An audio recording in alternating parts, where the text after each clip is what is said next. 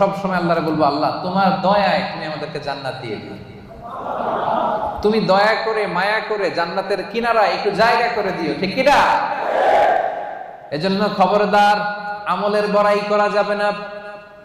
আল্লাহ তাআলা বলেছেন যে তোমরা তোমাদের জীবন তোমাদের সম্পদ আমারে দিয়ে দিবা, আমি আল্লাহ তোমাদের জান্নাত দিয়ে দিব।